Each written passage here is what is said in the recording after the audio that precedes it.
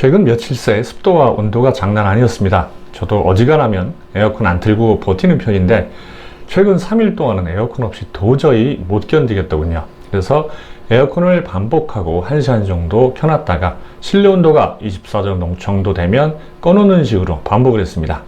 덥다고 에어컨 계속 틀어놨다가 나중에 누진세 폭탄 맞고 싶지는 않았으니까요.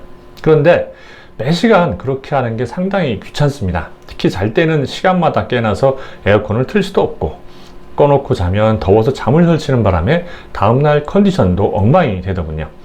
지난주에는 하도 덥고 습해서 새벽 2시에 깨어난 김에 이왕이면 에어컨 전기료를 절약하면서도 오래 틀 수 있는 방법이 없나 매뉴얼을 찾아서 정독을 했습니다. 아이고 진작 매뉴얼을 제대로 살펴보았더라면 좋았을 거라는 생각이 들더군요. 그동안 제가 뭘 하고 있었는지 정말 어처구니가 없었습니다. 그동안 에어컨에 대해서 오해를 하는 바람에 전기세는 오히려 더 내고 쓸데없이 덥게 지내고 있었습니다. 아는 게 힘이라는 말은 가전제품 사용 시에도 틀림없는 진실입니다. 전기료 걱정 때문에 에어컨도 마음대로 못 틀고 무더위를 참고 있다면 다음 영상에서 이야기하는 방법만 실천해도 전기요금 걱정할 필요가 없을 겁니다. 시작할까요? 가정용 에어컨은 기술에 따라서 인버터 에어컨과 정속형 에어컨으로 구분할 수 있습니다. 설치 형태에 따라서는 벽걸이형, 스탠드형, 창문형, 시스템형으로 구분할 수 있죠. 판매 형태별로는 벽걸이와 스탠드형을 따로 쓰는 단독형이 있고요. 스탠드형과 벽걸이형을 하나로 묶어서 파는 올인원형이 있습니다. 가정에서 가장 많이 쓰는 에어컨은 벽걸이형과 스탠드형이죠. 벽걸이형이 스탠드형보다는 전기료가 훨씬 저렴합니다. 스탠드형의 냉방 면적이 벽걸이에 비해서 최소 몇 배 이상은 되니까 당연한 결과입니다. 에어컨 전기료 아끼기 1단계는 우선 우리 집 에어컨 종류를 확인하는 겁니다. 인버터 에어컨과 정속형 에어컨은 절전 방법이 완전히 다르거든요. 최근에 구입한 제품이라면 거의 대부분 인버터 에어컨일 가능성이 높습니다.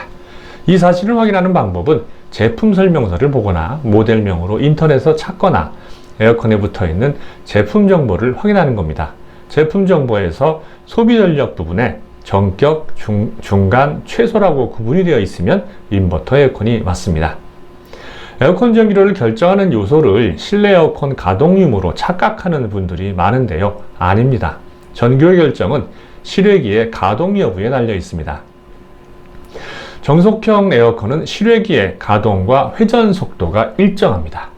우리가 에어컨을 켤 때 실내 온도를 설정하잖아요. 그런데 정속형 에어컨은 설정 온도에 도달해도 실외기가 그대로 돌아가기 때문에 전기료가 많이 나올 수밖에 없습니다. 그래서 정속형 에어컨의 경우에는 전기료를 절약하려면 실내 온도가 설정 온도에 도달한 후에는 에어컨을 꺼야 합니다.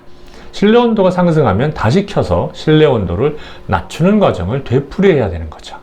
제가 지금까지 에어컨을 사용한 방법이기도 합니다. 나이 많은 어르신들도 예전 지식 때문에 지금도 이렇게 하는 경우가 많을 것 같은데요.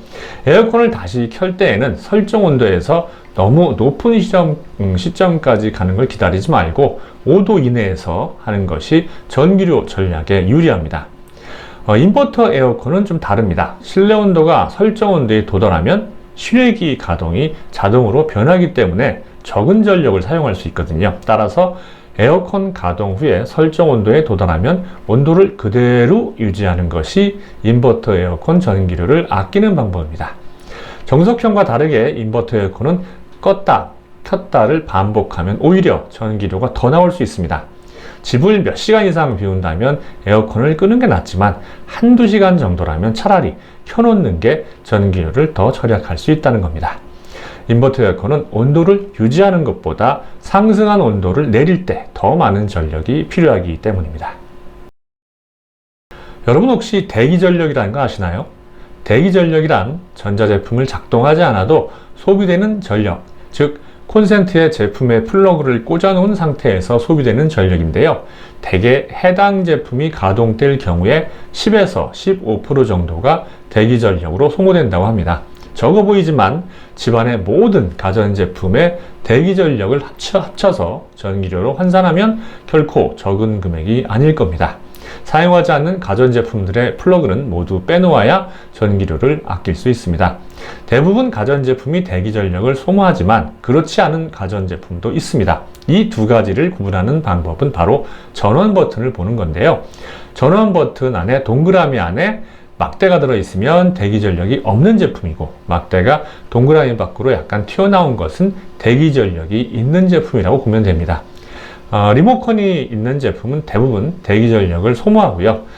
만약에 플러그를 빼는 게 굉장히 번거롭다 싶다면 대기전력 차단 기능이 있는 멀티탭을 사용해도 좋습니다. 실내 온도가 급격하게 상승하는 날이면 외부에 있다가 집에 들어올 경우 무턱대고 에어컨을 켜는 경우가 있는데, 사실 이것은 전기료에 있어서는 안 좋습니다. 왜냐하면 실내에 가득 찬 뜨거운 공기 때문에 에어컨을 켠다 해도 쉽게 시원해지지 않기 때문인데요. 에어컨을 켜기 전에 현관이나 베란다 창문을 다 열어서 내부의 더운 공기를 순환 배출시켜 주시면 좋습니다. 또 남향집일 경우에는 계속 빛이 들어오잖아요. 이때는 커튼을 쳐서 햇빛 유입을 차단하면 실내 온도를 더 빠르게 낮출 수 있습니다. 선풍기를 함께 사용하면 냉기 순환에 도움이 되기 때문에 더 빨리 실내 온도를 낮출 수 있습니다. 제 방은 거실에서 멀리 떨어져 있어서 냉방 효과가 굉장히 늦게 도달하는데, 선풍기를 함께 틀어놓으면 확실히 더 시원해지는 걸 느낄 수 있더군요. 에어컨은 여름에 사용하면 거의 1년 동안 그대로 방치되는 경우가 대부분입니다. 본격적인 여름 무더위가 찾아오기 전에 보관 중이던 에어컨에 먼지 걸음 필터를 포함해서 내부를 깨끗하게 청소해 주는 게 좋습니다. 필터에 먼지가 축적이 되면 냉방 성능이 떨어지는 것은 물론이고 건강에도 좋지 않겠죠. 몇 년 동안 청소를 하지 않았다면 전문 청소업체를 불러서 내부까지 싹 청소하는 게 좋습니다. 청소 비용은 제가 해보니까 5만원에서 30만원까지 다양한데, 싼 게 비지떡입니다. 집 근처에서 5만원 주고 청소를 해봤는데 30분 동안 청소를 하고 겉필터만 싹 청소하는 경우를 볼 수 있었습니다. 에어컨 청소를 잘하는 업체를 불러서 30만원 정도 지불을 하면 에어컨을 완전히 분해해서 눈에 안 보이는 부분까지 깨끗하게 청소를 해줍니다. 에어컨 내부를 실제로 눈으로 보시면 돈이 아깝지 않으실 거예요. 공기순환이 원활하도록 에어컨 실외기 주변도 깨끗하게 치우는 것도 중요합니다. 실외기 주변에 만약에 물건이 가득 쌓여 있으면 실내에서 빼낸 열기가 제대로 배출되지 않으니까요. 오늘은 전기세 걱정 때문에 무더위를 참거나 또 저처럼 에어컨 사용법을 오해한 나머지 엉뚱하게 에어컨을 사용하는 분들을 위해서 에어컨 전기료 절약 방법에 대해서 알아봤습니다. 이제 여름도 끝 무렵으로 향해 가고 있는데 마지막까지 더위 잘 피하고 건강하게 잘 보내시기 바랍니다. 본 동영상 내용이 마음에 드셨다면 구독과 좋아요, 알림 설정하시는 거 잊지 마시고요. 이상 여러분께 유용한 정보로 행복한 생활을 지향하는 북마전이었습니다.